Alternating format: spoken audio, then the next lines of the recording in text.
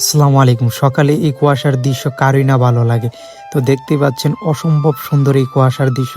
যারা বিশেষ করে গ্রাম অঞ্চলে থাকেন তারা এই দৃশ্য দেখতে পারেন। তো সকালবেলা আমি আজকে ঘুম থেকে ওঠার পরে দেখলাম অনেক কুয়াশা। আর যার কারণে দৃশ্যটা অস্থির দেখাচ্ছে। তো দেখতেই পাচ্ছেন।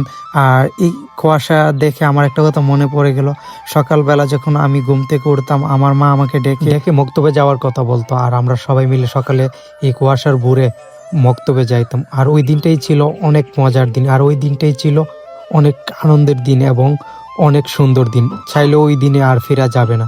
তো এরকম দৃশ্য আমাদের সচরাচর গ্রাম অঞ্চল ছাড়া কোনো জায়গায় দেখতে পারবেন। কুয়াশার এই সকালটা দেখে আমার মনটা ভরে গেল।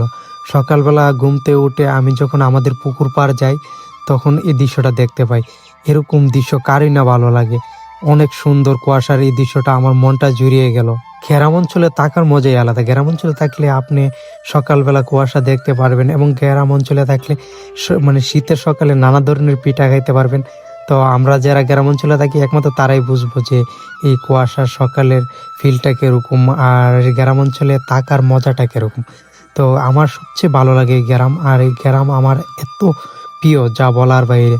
তো সকালবেলা যখন আমি পুকুরের পাড়ে যাই তো একটা পাখি দেখলাম হঠাৎ করে কুয়াশার ভোরে মানে পুকুরের মধ্যে পড়ে গেছে এই পানির মধ্যে।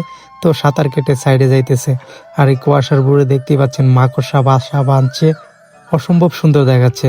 তো এই কুয়াশার ভোরটা ছিল অস্থির সুন্দর একটা ভোর। আর আজকের সকালটা ছিল অনেক সুন্দর একটা সকাল। আজকের এই কুয়াশার সকালটা আমার স্মরণীয় থাকবে। তো কুয়াশার সকাল আমার অনেক ভালো লাগে। আপনাদের কাছে কিরকম লাগে অবশ্যই জানাবেন। তো এই কুয়াশার সকাল আমার কাছে এত ভালো লাগে যা বলার বাইরে। তো দেখতেই পাচ্ছেন অসম্ভব সুন্দর দৃশ্য।